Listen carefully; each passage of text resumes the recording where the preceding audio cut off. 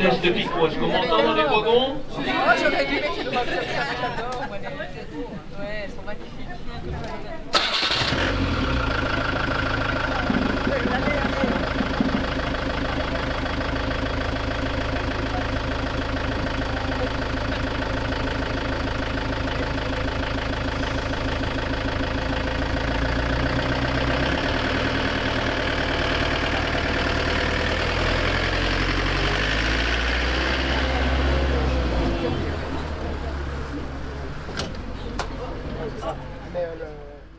En 1706, bataille de Ramillies. Beaucoup de personnes ne sont pas au courant de cette bataille. Ce matin, j'en parlais avec la ministre qui disait mais c'est incroyable qu'elle dit, hein, parce que c'est important pour l'Europe, pour tout. Et je dis oui, je dis mais moi j'ai découvert Ramillies en découvrant mon mari il y a 45 ans.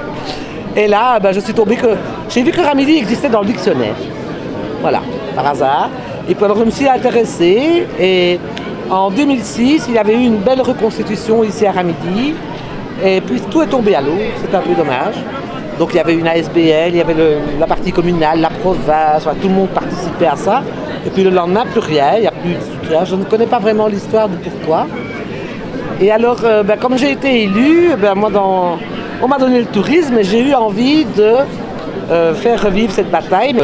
Ça fait la 3e année que nous refaisons ça. Et chaque année, on y ajoute... et ce n'est pas une reconstitution, ça ce sera pour 2026. Ici, nous ne sommes que dans une commémoration très festive. Voilà, découverte des lieux, etc. et très festif auquel de nombreuses associations participent. Allez, c'est l'apocalypse sur le plateau de Ramillies. Les boulets tirés par les canons ennemis pleuvent sur le village. Ma pauvre! Il y a beaucoup de soldats? Plein! Il y en a partout, impossible de les compter. Des soldats à pied, des soldats à cheval. Par pitié, cachez-moi! Mais d'où venez-vous? Du plateau de Gendrenouille. Les combats, ils font rage depuis 3 heures. Il y a des tués? Mais à votre avis, c'est la guerre? Oh, ne m'en veuillez pas, je suis tout apeuré avec cette bataille de Ramillies. Oh, de mon côté, pas trop. Les combats se sont surtout déroulés sur le plateau de Fus. Il y a beaucoup de morts à cause des boulets de canon. Mais les hommes doivent tomber comme des mouches, les fusils tiraillent dans toutes les directions. Mais il y a un bruit terrible venant du champ de bataille. Mais on entend surtout le cri des blessés et des mourants. Et voilà, donc ici l'histoire réellement, si vous voulez, les troupes anglaises sont parvenues par un coup de génie à dévier les troupes de Villeroy, qui étaient des troupes françaises. Donc, et ils ont parvenu à contourner du côté de la tombe d'Ottomon du buisson du Hautien. Et à ce moment-là, on fait un encerclage entre Ramillies et Autre-Église, qui furent un lieu de bataille très important, comme notamment à Tavier aujourd'hui, sur un endroit où nous allons du côté de Franquenay-Tavier, qui furent les premiers combats importants de la bataille. Voilà. Alors nous appartenons au Web's Foot Regiment, qui est un régiment de Mabrouk. Donc c'est un régiment à pied et qui a combattu ici à la bataille de Ramillies. Donc les Anglais. Les Anglais. Qui sont les vainqueurs, qui ont battu les Français et les Espagnols. Parce qu'en 2006, par le plus pur des hasards, avec mon ami Guy Graham, qui est le voisin de Dany, on a été enrôlés dans l'armée anglaise. Donc ils nous ont fourni tout le matériel nécessaire et cet événement avait une grande ampleur et on s'est dit on ne le fait plus, c'est un peu dommage. Donc on a recommencé et voilà où on en est maintenant. Les gens se focalisent beaucoup sur Waterloo et des choses comme ça, alors que la bataille de Ramillies est une bataille avec le nombre de personnages, de soldats engagés à peu près semblables et qu'elle a décidé des frontières actuelles de l'Europe. Donc elle a historiquement plus d'importance que la bataille de Waterloo. Oui, il y avait 120 000 soldats en action. Il y a eu des dizaines de milliers de morts et de blessés. Et on en parle très peu. Moi, je me souviens même bien qu'à l'école, on ne nous parlait pas de la bataille de Ramillies, alors qu'on nous parlait de Waterloo. Et c'est une bataille qui a été aussi importante et aussi décisive. Et il faut savoir que les Anglais accordent beaucoup plus d'importance que nous n'en accordons à la bataille de Ramillies, à savoir qu'il y a des bateaux qui portent le nom Ramillies, il y a des gares, des trains, des rues. Voilà, donc les Anglais sont beaucoup plus respectueux de la mémoire de Ramillies que nous le sommes. Ramillies est bien connu en Angleterre. Je suis le marquis de Oak. Je suis d'origine anglaise, mais j'ai gardé l'accent français. Et je suis la bataille. Je ne fais pas la bataille. Vous comprenez? En tant que noble, on suit toute la troupe, mais on reste derrière pour bien regarder la bataille, mais ne pas être impliqué. On a gagné grâce à Marlborough, que vous appelez Malbrook. C'est l'organisation de 2006. Et donc, je suis toujours resté dans le mouvement et je suis toujours intéressé à l'historique de la bataille. Donc, c'est ça depuis les années 90. Donc, c'est la continuité. Ici, je m'occupe de l'exposition. En 2006, on avait chacun aussi son rôle. Voilà. Et j'ai décidé de me lancer dans un stand de lavandière parce qu'on n'en voit pas beaucoup sur les reconstitutions. La lavandière l'avait à l'extérieur. La buandière, c'était celle aussi qui lessivait dans les châteaux parce qu'il y avait un endroit pour faire la buée, donc la bouée comme on dit en wallon, et là elle lessivait à l'intérieur du château. Et on faisait ce style de lessive dans les châteaux 2 fois par an. La lavandière, il y avait déjà la lavandière qui travaillait pour les gens du village qui allaient à la rivière laver le linge pour les villageois. C'était souvent un métier qu'on exerçait quand il n'y avait plus beaucoup de solutions, que le mari était mort ou qu'il était parti à la guerre, etc., que la personne se retrouvait sans revenu. C'était un des derniers métiers qu'on pouvait faire avant d'aller beaucoup plus loin dans les métiers de mauvaise vie, on va dire. Voilà. Donc c'était un métier très très dur. Elle ramassait le linge au village et puis elle partait à la rivière pour lessiver son linge. Il faut dire que les lavandières, elles n'étaient pas systématiquement là pour suivre les soldats. Mais si on veut être un petit peu logique, il y a des épouses qui suivaient leur mari à la guerre et tous ces gens-là étaient appelés les suiveurs. Donc dans les suiveurs, il y a toutes sortes de petites choses qui se sont mises en place et qu'on a pu à voir si ça tombe. Il y a des petites dames qui lavaient quand même les chemises des officiers, etc. Et voilà.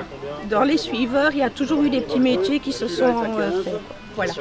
Vers 1830, on a quand même décidé par certains arrêtés de construire des lavoirs qui a facilité quand même un petit peu le travail parce qu'elles étaient à l'abri et voilà. Elles n'étaient pas seules autour du bac pour laver le linge et donc la vie était un tout petit peu plus simple. Donc je représente une sorcière, donc je suis un petit peu sorcière en moi de toute façon. Pourquoi le nom de Hira de Loba? C'est en lien avec la légende de la Loba. Donc c'est un conte qui parle de la reconstruction de soi. Et bien donc moi en fait je me rends compte que les sorcières font peur. Alors qu'en fait il ne faut pas du tout avoir peur des sorcières parce que la sorcière n'a rien de maléfique. À la base, la sorcière était une femme qui avait des connaissances au niveau des plantes, donc qui soignait, qui était guérisseuse, qui pouvait faire tout un tas de choses. Jusqu'au XVe siècle environ, la sorcière avait sa place dans la société. Donc elle avait toutes ses fonctions de guérisseuse et faiseuse d'anges, d'accoucheuse. Elle avait également connaissance de beaucoup de choses en lien avec la nature. Donc elle savait où on ne faisait pas paître le bétail, où on ne construisait pas des maisons. Il faut savoir aussi qu'il n'y avait pas que des sorcières, mais il y avait également des sorciers. Et donc tout ce petit monde vivait en harmonie jusqu'à la fin du XVe siècle, au début des temps modernes. Au temps moderne, l'Église a mis la main basse sur tout ce qui était médecine.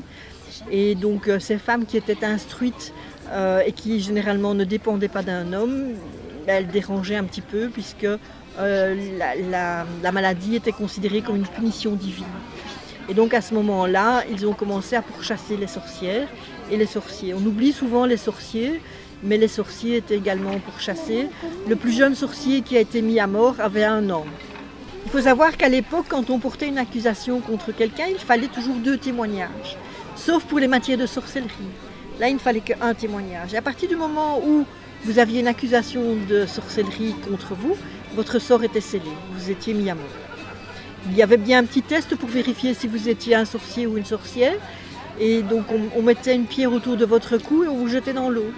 Si vous remontiez vivant, ben c'est parce que vous étiez effectivement un sorcier ou une sorcière et vous étiez mis à mort.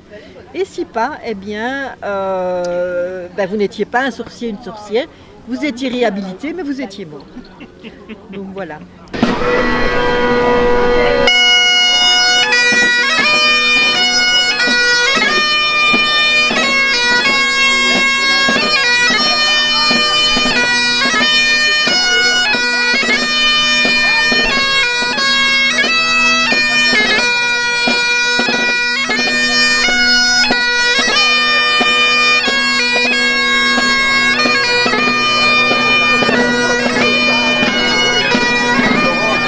Alors ici, moi je suis en full dress militaire, donc c'est vraiment la tenue de parade en fait militaire écossaise, avec le bonnet, avec le sporran ici en crin de chevaux et tout l'attirail qui va avec, et bien sûr la cornemuse. Voilà. Même à Ramillies, je ne sais pas trop, parce que je ne me connais pas trop, mais par contre à Waterloo, oui, puisqu'on mettait les sonneurs de cornemuse devant, il y avait une vingtaine, on mettait des sonneurs de cornemuse, et en fait en fonction de l'air qui jouait, la compagnie qui était derrière savait s'il devait avancer ou reculer. Mais la compagnie qui était plus loin entendait aussi les cornemuses et savait aussi s'il devait avancer ou reculer. Donc en gros, il donnait des ordres au son de la cornemuse. Et puis ça effrayait aussi un peu ceux d'en face d'avoir 20 gars comme ça en cornemuse qui arrivent à marcher au pas, et ça aidait aussi la compagnie à marcher au pas derrière.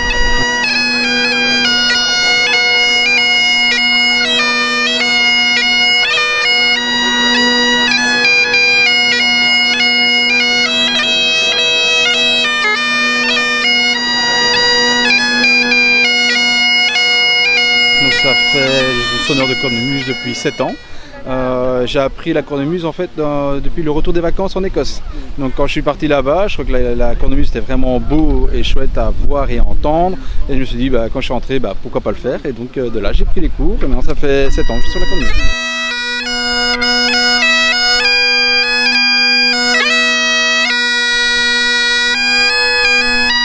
Je pense que la cornemuse, on la voit partout, surtout dans des batailles, que ce soit en 14-18 ou en 40-45.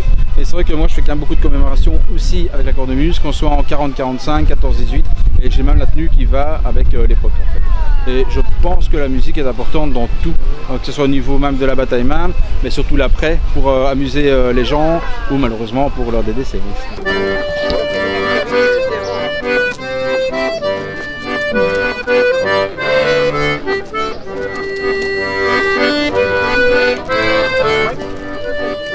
Je fais partie du groupe de la Caracole de Namur. Je danse depuis 2019. C'est un groupe de danse folklorique de Wallonie. On est d'originaire de Namur et on fait des danses du 18e et du 19e. On est paysans et bourgeois wallons. On a repris les danses dans des livres. 1, 2, 3, 4, on recule. 2, 3, 4, extérieur. On revient, face à face. On fait des... Voilà, on tourne sur place. Et on va aller sur sa gauche tout le monde. On change de partenaire. Pas trop vite. Arrière, extérieur. Face à face. Latéral, on tourne. Latéral et on change de partenaire. Et puis de voir le groupe faire des prestations un peu partout en Belgique, et ça attire parce qu'on voit qu'ils s'amusent et que l'ambiance est bonne. Talon, talon, talon. Talon, talon, talon. Polka, polka. On tape du pied. 1, 2, 3. Et polka.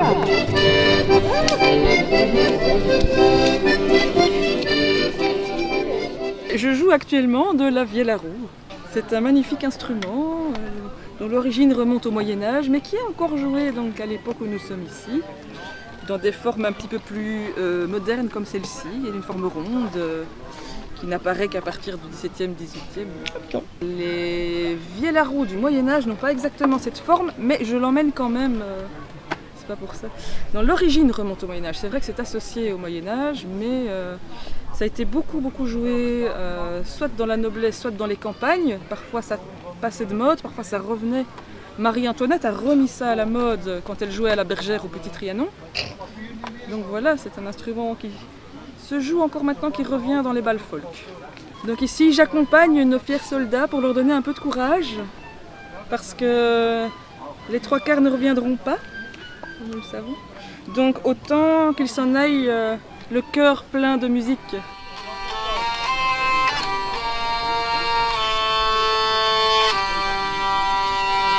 Et au départ, quand j'étais gamine, c'est mon papa qui m'emmenait sur des fêtes médiévales, où j'ai découvert ce genre d'instruments, des gens bizarres en costume, et je me suis dit, tiens, moi aussi j'aimerais bien faire ça. On m'appelle pour venir égayer musicalement des événements médiévaux, ou parfois, dernièrement c'était sur l'époque des Chouans, donc la Révolution française et après. Et donc il faut chaque fois changer de costume évidemment, il faut s'adapter, mais l'instrument lui s'adapte encore assez bien. Sur le plateau de Gendrenouille, les combats se terminaient déjà. Les Français reculent en nombre, poursuivis par les Anglais. Mais les Français résistent encore sur le plateau de Ramilly, mais plus pour longtemps.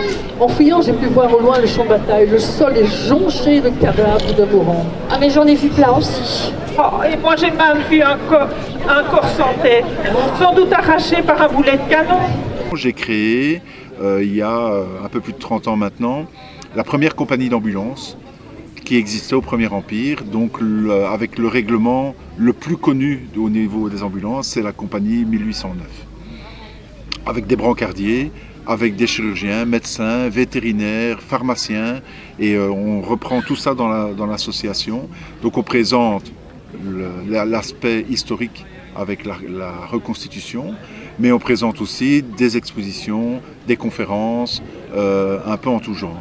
Je suis un féru d'histoire médicale, et pas, enfin dans l'histoire aussi forcément, si on touche à l'histoire médicale, on touche à l'histoire, puisqu'il faut pouvoir comprendre ce qu'on fait. Ici on est sur un camp qui représente la bataille de Ramilly, donc on est en 1706. Donc au niveau chirurgie, on est dans une période très limitée dans ce qui était fait. Il faut savoir qu'à l'époque, nous n'avions pas de chirurgiens diplômés en tant que tels. On avait des chirurgiens barbiers ou des autoproclamés. Alors les autoproclamés, c'était des charlatans qui pouvaient faire des miracles comme ils pouvaient faire des choses épouvantables. Alors s'ils faisaient des miracles magnifiques, ils soignaient les gens, ils pouvaient les sauver. Si malheureusement ils n'arrivaient pas à faire un soin correct, ce qui se passait, c'est que, excusez-moi, j'ai rien su faire. Voilà. Alors au niveau médical à l'époque, c'était aussi très limité. On est sur la période des études d'Ambroise Paré, donc on est vraiment encore au début, je vais dire, des études médicales. Donc les traitements médicaux à l'époque, c'était surtout les lavements et les saignées, surtout. Pourquoi ? Parce qu'ils partent du principe qu'en faisant des lavements et des saignées, on peut purifier le corps. On ne parlait pas de microbes, puisqu'on ne connaissait pas le microbe. Alors ce qu'on ne connaît pas n'existe pas, purement et simplement. Donc on parlait d'humeur. Ce qui fait qu'on ne parlait pas de stérilisation, on ne parlait pas de désinfection, on ne parlait pas d'asepsie. On fonctionnait vraiment avec un minimum et on essayait de sauver des gens. Il faut savoir aussi que la chirurgie militaire, comme la chirurgie de médecine de catastrophe, c'est la même chose, a largement évolué à chaque fois qu'il y avait des batailles. À chaque fois, malheureusement. Pourquoi ? Parce qu'ils devaient réagir aux dégâts provoqués par l'armement. Et plus l'armement provoquait des dégâts, plus il fallait intervenir vite, plus il fallait intervenir avec du matériel qui permettait des soins très rapides, avec des techniques opératoires de plus en plus rapides, pour pouvoir sauver les gens. Alors là, on n'en est pas là. Ici, on est à la période Ambroise Paré.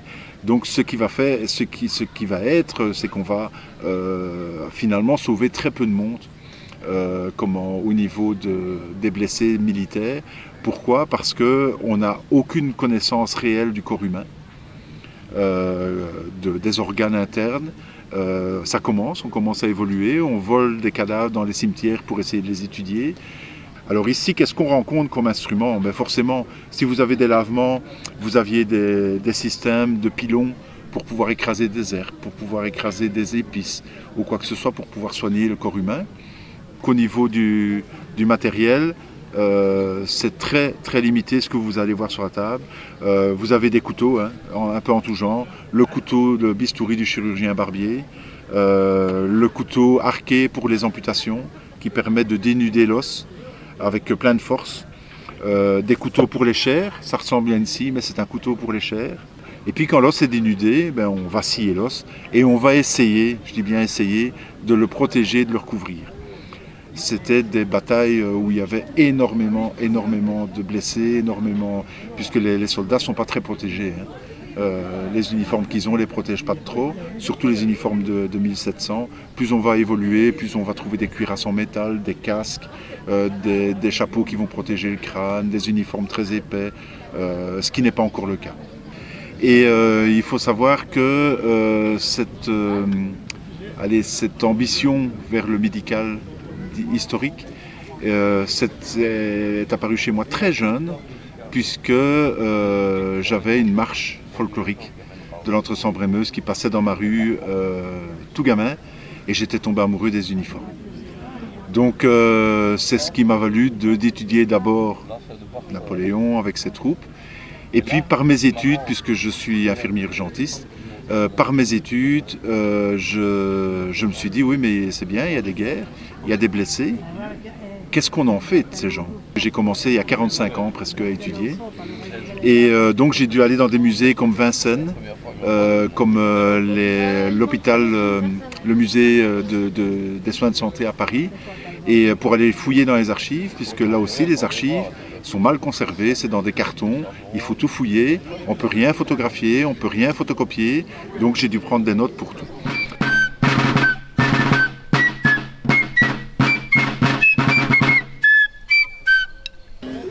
Spinola, c'était le comte de Bruay. Dans les alentours des années 1700, il a aussi été gouverneur de la citadelle de Namur. Et donc notre unité est maintenant aujourd'hui ici à Ramilly. Le rôle du régiment Spinola dans l'histoire, et plus précisément dans l'histoire de Ramilly, le régiment de Spinola n'était pas présent à Ramilly, mais il se battait du côté des Français. Donc nous on était contre l'alliance de Malbrouck. Et donc, où est-ce que Spinola était précisément pendant la bataille de Ramilly, ça on ne sait pas encore, mais on sait qu'on n'était pas ici. Ce qui était mon rôle à moi en tant que fusilier pendant la bataille, mais mon rôle à moi c'était de mourir, tout simplement, de mourir, ou d'essayer de ne pas mourir. Ik ben een van de kampvolgers van het regiment Spinola en ik probeer een ambachter te zijn om het regiment te helpen als daar iets moet hersteld worden. Als ambachter ga ik mee met het regiment en een regiment, daar heb je gemakkelijk een 3000-tal kampvolgers.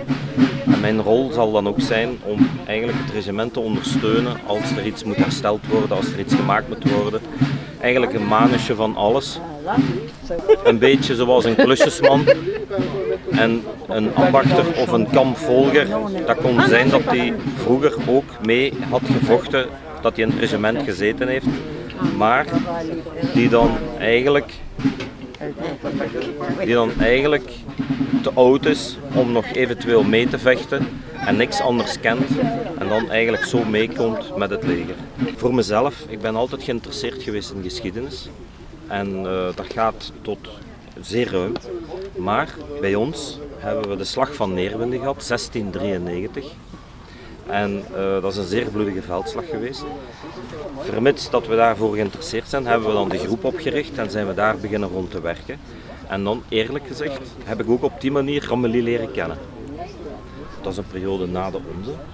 En als je dan ziet, ook met de huidige tijd, met de internationale bewegingen die er allemaal zijn, dat het eigenlijk niet veel verschilt met hoe dat het vroeger was, met coalities en ook met de oorlogen die er geweest zijn.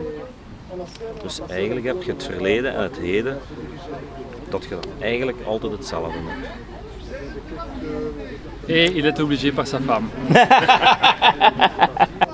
le fait qu'on peut lire les histoires, on peut lire comment on tenait le fusil, on peut lire comment on faisait le feu, comment on vivait dans le bivouac, mais il faut l'avoir fait soi-même pour ressentir le plus proche que possible, parce que ce ne serait jamais comme à l'époque, mais pour ressentir comment c'était à l'époque. Et pour après pouvoir éduquer tout ça et raconter tout ça à des intéressés, à des gens qui aiment bien l'histoire, et pour que l'histoire ne se perde pas. Le bataillon est une unité namuroise de la Révolution belgique, 1789-1790. La Révolution était une révolution qui regroupait tous les États belgiques de l'époque, le comté de Namur, le comté de Hainaut, le duché de Brabant, le comté de Flandre, le comté de Limbourg et d'autres États, qui étaient dirigés contre l'empereur Joseph II. C'est-à-dire qu'il voulait tout réformer pour que ça fonctionne mieux. Mais le problème, c'est qu'il décidait de tout pour tout le monde. Alors, il avait décidé, par exemple, d'instaurer le mariage civil. À l'époque, le mariage, c'était les curés ça se faisait devant l'église, dans l'église, devant le curé. Pour être marié, il fallait être baptisé. Et c'est une première chose qu'il instaure, mais ça dérange les curés. Parce que le fait de pouvoir décider qui peut se marier ou pas, ça fait un petit pouvoir. Il voulait réformer la justice pour avoir une justice unique partout. Ce qui dérangeait les petits nobles qui, eux, avaient quand même des droits sur les personnes qui habitaient dans leurs terres. Il voulait développer l'industrie, mais les bourgeois et la nouvelle bourgeoisie industrielle n'y trouvaient pas son compte parce que c'était lui qui voulait décider de tout. Donc il s'est mis à dos tous les Belges.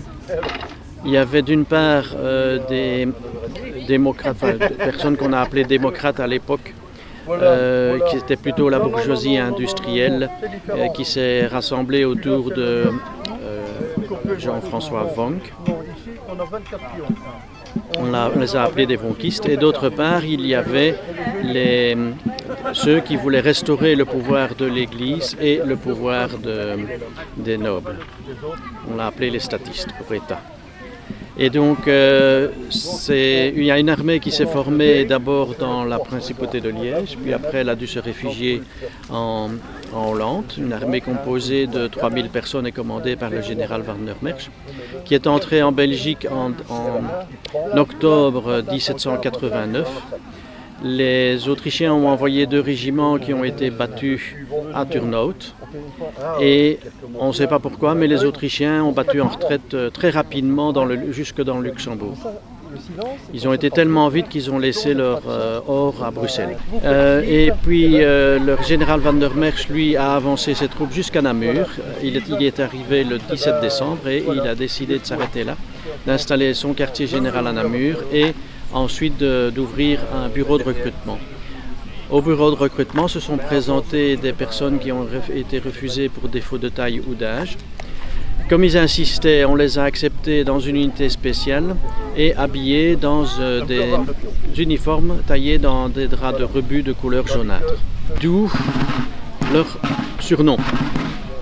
Mais commandés par le major Dumonceau, ils se sont révélés être une des meilleures unités de la Révolution belge. Je suis passionné par l'histoire et principalement l'histoire belge, mais bon, je m'intéresse aussi à l'histoire en général. En fait, je suis tombé dedans quand j'étais petit. En fait, c'est mon père qui a recréé le groupement en 1972. J'avais 13 ans à l'époque. On peut calculer mon âge. J'avais 13 ans à l'époque et j'y suis rentré à ce moment-là et je n'ai jamais quitté le groupe. Au départ, c'était un groupe qui s'inspirait plutôt des uniformes de groupes de folklore qui existaient dans l'Entre-Sambre-et-Meuse. Et petit à petit, à partir de 2000, on a commencé à s'équiper pour faire plus de la reconstitution. Donc, concernant ce que nous représentons ici, vous avez ici derrière un petit campement avec une tente d'infanterie, le feu. Et d'autres éléments courants sur les bivouacs à l'époque. Et vous avez également ce qu'on appelle un village civil avec une lavandière qui expose comment on faisait la lessive à l'époque, comment on faisait le savon. Et vous avez un mercier qui présente les jeux d'époque. Vous ne savez pas ce que c'est un mercier? Un mercier, c'est mercerie, vous savez. Ah oui, c'est quelqu'un qui vend des boutons. Oui, un mercier. Bon, ben, le mercier, il vendait bien sûr des boutons, oui, mais il vendait aussi le tissu. Au début, les jeux sont vendus principalement par colportage. Et les jeux, ils coûtent très cher, parce que vous avez même des jeux en ivoire. Ils sont destinés aux riches et aux nobles. Et au 18e, eh ben, c'est un peu la révolution, un peu dans tout. Hein, et bon, ben, ils veulent justement rendre les jeux plus accessibles, même au peuple. Parce que jusque-là, ben, un bout de bois on peut tailler, mais c'était des jeux vraiment très, très grossiers pour le peu de jeux qu'il y avait. Et bon, ben, on a produit donc le bois et compagnie pour faire un maximum de jeux. Et la seule personne qui est pignon sur rue, c'est le mercier, le marchand de tissu. Et bon, ben, quand le marchand de tissu a eu les jeux à revendre, ben, il s'est dit, ben, moi aussi je vais en faire des jeux. Et il a fait les poupées du chiffon. Voilà. Et je suis venu dans les jeux ben, vraiment par hasard. C'est-à-dire on a eu un grave accident dans notre famille. Et là-dessus, ben, mon épouse a fait un petit musée à la Citadelle, à la base avec les Canaries. Et elle me dit, pour attirer un peu les gens, les enfants plutôt, ce serait bien d'avoir quelques jeux. Et je lui ai fait le jeu de maths et un autre jeu avec 2 cordes qu'on tire. On s'est arrêté là. Et puis bon, ben, nous avons voyagé un petit peu en France. On a été voir quelques châteaux le long de la Loire, où là, bon, ben, on a revu des vieux jeux qu'on a pris en photo. Et au retour, ben, je me suis mis à les refaire. Et c'est ainsi que de fil en aiguille, eh ben, ça s'agrandit. À l'heure actuelle, j'en ai ben, pas loin de 40. Et vos villages? Pillés et les maisons détruites. Et les habitants terrorisés. Les Ramillies au fût sont déserts et abandonnés. Oh, encore une fois, nous devrons revenir, reconstruire, oublier. Impossible d'oublier. On aura toujours à l'esprit une future invasion. Espérons que les puissants deviennent raisonnables. L'organisation, ça fait la 3e année qu'on l'a fait. La première, ce fut le petit train tout simplement sur la place Notre-Église. L'an dernier, il y a eu beaucoup plus d'activités au sein de l'activité de l'ancienne gare de Ramillies, avec le petit train toujours. Mais cette année-ci, nous avons l'opportunité d'avoir les propriétaires de cette ferme, qui est aussi un féru d'histoire locale et qui habite un des hauts lieux de l'histoire de la bataille aussi, et qui a permis donc d'organiser la bataille dans le cadre de celle de la ferme qui est la Haute-Sens et qui était un lieu historique où un général français a été fait prisonnier donc par les troupes de Marlborough. Alors, ce qui m'a attiré d'abord, c'est quand je suis arrivé ici à Ramillies, j'étais totalement ignorant du fait. Je ne savais absolument pas ce qu'était la bataille de Ramillies, parce qu'en fait, les batailles et la guerre dans le cadre de la succession du trône d'Espagne, on ne l'étudie pas à l'école, on en parle très peu, c'est assez complexe. Et puis j'ai découvert en réalité l'impact que ces batailles ont eu, ou en tout cas le fait que les Anglais les gagnaient, a quand même changé fortement ou modifié ou conservé une cohérence dans la construction de l'Europe.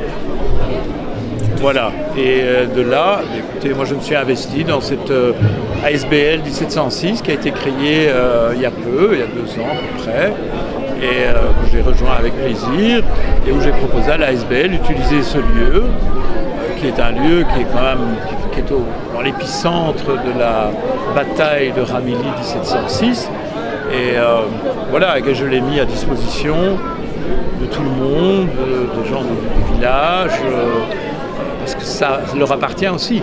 En fait, on ne possède jamais un bâtiment comme ça, on est juste un passeur d'histoire. Voilà. Jean-Philippe, le Whips Regiment, je te remercie tout d'abord pour ton accueil très chaleureux. En remerciement, on a décidé d'offrir à ta ferme cette plaque commémorative, cette ferme étant un ultime vestige de la bataille de Ramillies, dont 2 boulets, jusqu'à la guerre 40-45, formaient toujours un trou dans le pignon de la Grange, et qui a disparu suite à l'incendie après la guerre. Ton uniforme suédois te va à merveille. Merci encore, bravo pour ton accueil, toutes nos félicitations.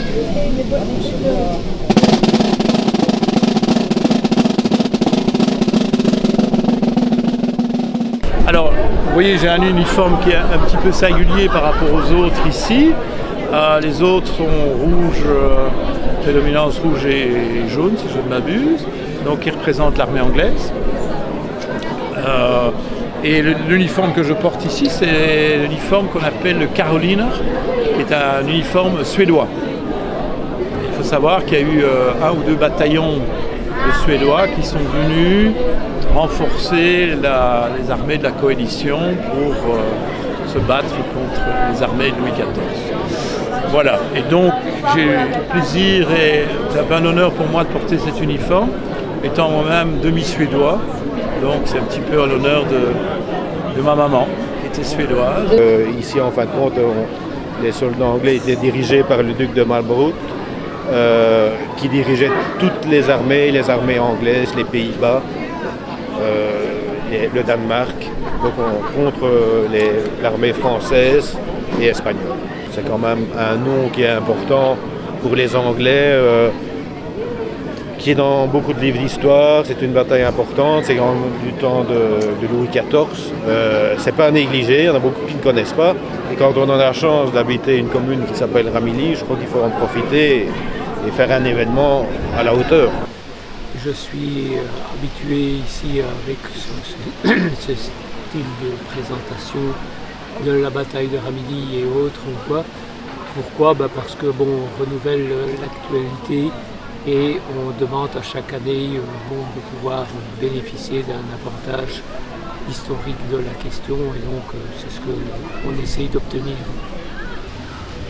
Qu'est-ce qui nous a attirés? Disons que moi, dans un premier temps, la curiosité, le fait de savoir exactement où on était, vers quoi on s'orientait, de voir quels étaient les moyens qu'on pouvait mettre en publicité pour attirer justement le public à voir comment on était réalisé au point de vue pratique dans la séquence qui nous concernait. Et alors, d'interpréter évidemment le résultat du siège par rapport à tout ce qu'on connaissait de l'historique et du futur de la réalisation. Notre association s'adresse à des malades de la leucémie et du cancer qui se trouvent en difficulté de vivre leur maladie, soit pour assurer la continuité de leurs soins, ils n'auront plus à payer leurs factures de soins, factures d'hôpital, frais pharmaceutiques, ou n'arrivant plus à vivre dans des conditions humaines de la dignité, n'arrivant plus par exemple à payer les factures de chauffage, d'électricité ou autres, voire assurer la poursuite des activités parascolaires de leurs enfants. Et fondamentalement, à travers cet accompagnement et ces aides financières, nous assurons un soutien moral, nous apportons une aide psychologique spécifique et individualisée à chacun, malade et leurs proches. Ici, nous sommes partenaires de l'ASBL Ramillies 1706 et de l'écheminat du tourisme de la commune de Ramillies, qui nous fait confiance par notre expertise en matière d'organisation d'événements. Nous avons répondu volontiers à cette invitation. Nous sommes donc ici co-organisateurs de cet événement, ce magnifique événement. Donc ce qui nous motive, c'est que la restauration de la santé passe nécessite des activités de type culturel. Nous avons une approche transversale de la santé et nous sommes très heureux de faire en sorte que cet événement réponde à tous les besoins des personnes intéressées par la culture, l'activité sportive, puisque cet après-midi il y a une marche commentée sur le champ de la bataille de Ramilly. Et puis nous sommes heureux, grâce à nos volontaires qui ont confectionné des pâtisseries maison, de les mettre en vente et ainsi de récolter des fonds afin d'assurer que nous puissions poursuivre nos missions de notre association.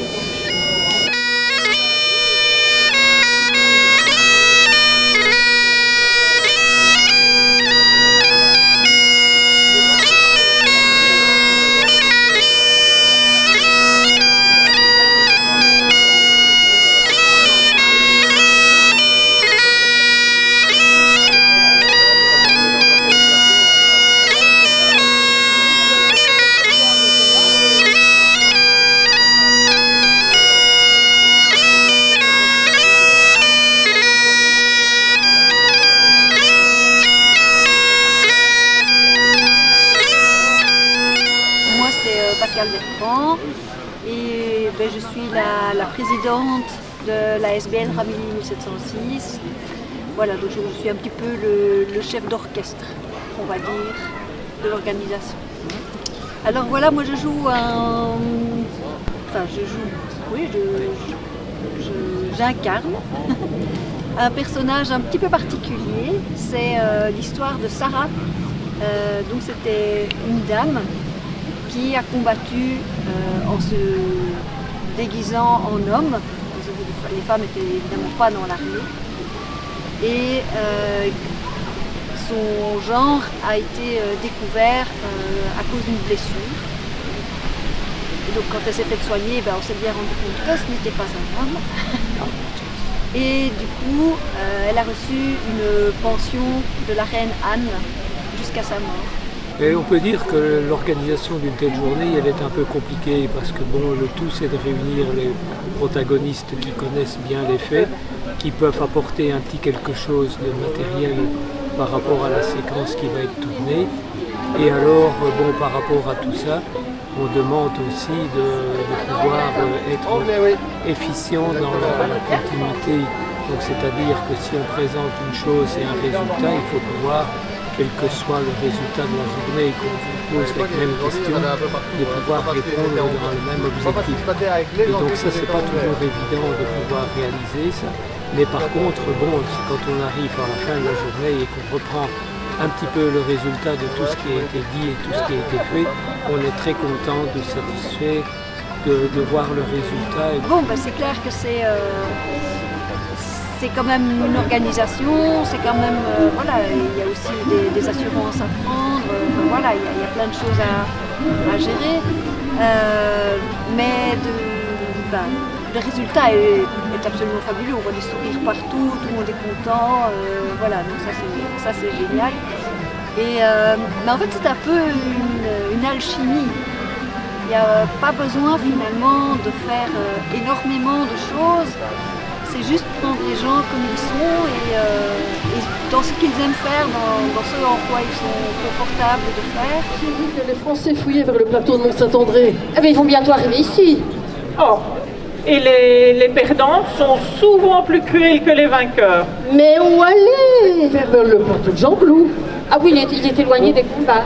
On y demandera l'asile. Depuis quelques années, j'ai quand même des contacts récurrents avec Yvonne et d'autres personnes qui s'occupent de l'organisation et de la préparation de cette fête, ces reconstitutions, avec évidemment en perspective celle de 2026. Et donc de manière très concrète, cette année-ci, c'est plutôt une aide aussi technique, en sens que j'ai eu l'occasion de prêter à l'association une vingtaine de plans de la bataille, des plans de l'époque, et parfois aussi des plans plus récents, mais qui ont servi pour des cours d'histoire militaire, dont certains ont été présentés sous forme d'agrandissement dans l'exposition, et qui vont, je pense, petit à petit, chaque année, l'exposition va s'enrichir de ces réalisations, reproductions en grand format, de manière à avoir atteint en 2026 une sorte de crescendo, le point principal et un moment fort. Parce qu'on a énormément de groupes de reconstitution étrangers qui sont intéressés de venir faire quelque chose ici, quoi. Pour 2026, ce sera plus important, donc là, on va mettre le paquet.